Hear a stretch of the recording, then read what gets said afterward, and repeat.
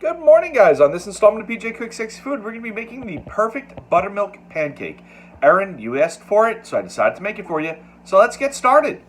The ingredients for our pancakes this morning, we're going to start off with 3 cups of all-purpose flour, 2.5 cups of buttermilk, 1/2 cup plus a couple of tablespoons of melted butter, 2 eggs, 1 teaspoon of vanilla, 1 teaspoon kosher salt, 1 teaspoon of baking powder, 1/2 teaspoon of baking soda, and 1/3 of a cup of granulated sugar.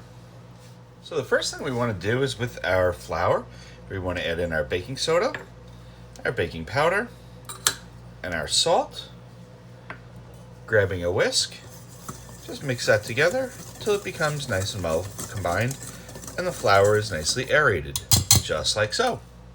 Okay, now I'm bringing over another bowl. I'm going to start with our eggs. I'm going to crack them into a little bowl. So I can check my egg, make sure there's no shell, make sure it looks good. Just like that, it does. Add it into my bowl. Now I'll go ahead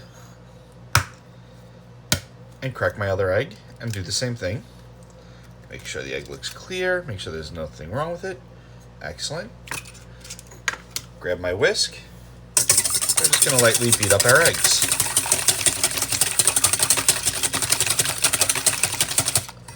Okay, with our eggs lightly beaten, now I'm going to go ahead, I'm going to add in our butter,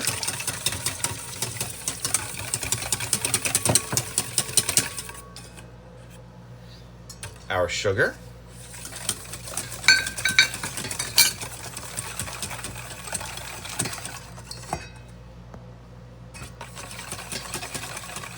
our vanilla.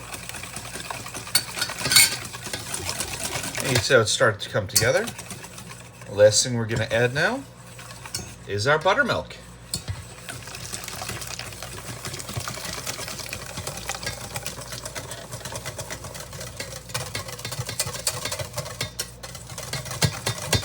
Now the reason why I did it in this order is if we put the butter right into the buttermilk, the butter is melted, it's liquid, we add it to cold buttermilk, it's just going to seize right up and it's going to get firm. By doing it this way, the egg proteins coat with the buttermilk, coat with the egg proteins coat with the butter, and then when you add the buttermilk, it doesn't seize up, it stays nice and fluid, just like that. Okay, our dry ingredients combined, our wet ingredients are combined. Now what we're going to do, we're going to bring our dry ingredients right front and center, switching from a whisk just to a scraper. I'm going to go ahead, add all the wet into the dry, make sure scraping the bowl clean. We waste nothing at PJ Quick Sexy Food. And then I'm just going to fold our wet into our dry. I don't want to overmix this. I just want to get it combined. If you overmix your batter, then you're going to have tough pancakes. Now that it's all in, give it a quick stir like that. Now you're going to be like, it looks a little lumpy. Should it look like that? That is perfectly fine. Those lumps are going to cook out when we make our pancakes. Now we're going to leave our batter alone for about 5 minutes while we get our skillet heated and everything ready to make our pancakes. So our pan has been heating up gently over medium-low. I'm now going to take a little bit of our butter that we had melted, that additional butter. I'm just going to brush the bottom of my pan just like so. We don't want a lot of butter on the pan. Then I'm going to grab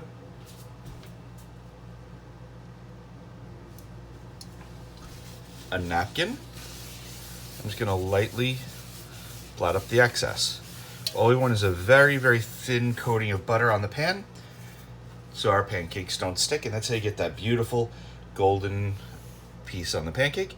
Now using 1/2 cup of a measuring spoon, I'm going to put in 1/2 cup right in the middle. I'm going to flatten that out ever so gently. Now you could do it like I am, or you could use the back of your measuring spoon just to flatten it out a little bit. And we're going to let that sit for just a couple of minutes until you start to see bubbles of form all around the outside of the pancake. Okay, so as you can see, bubbles are starting to form and they're starting to break on the surface of our pancake. It's almost time to flip. Okay, so it's just been another brief moment since the last, and our edges are starting to get a little browned. The bubbles are breaking. Now it's time to flip our pancake. You don't want to do a giant flip. You don't want to make it fancy. You just want to lift and go straight over. And look at how perfectly golden brown that pancake is. Now it's going to take a few moments to cook on this side, but it's not going to take as long as it did on the first side. So just keep an eye on it, and you'll be ready to be enjoying your pancake soon. Okay, so our first pancake is finished. We're going to take that off. I'm going to put it onto a plate that I'm going to put into the oven. That's just set to 200 degrees just to keep it warm. And I'm going to go ahead and do my next pancake. Okay, so here we go. Today we made the perfect stack of pancakes. Maybe serve it with a little dollop of butter on top. Maybe a little drizzle of maple syrup. Just like that. Use the real stuff, don't use the imitation. Doesn't that look good? I hope you enjoyed this recipe. Hope you tried it at home. Thank you for tuning in to PJ Cooks Sexy Food. We'll see you next time. And remember, don't buy box mix if you can make it at home. Later, guys.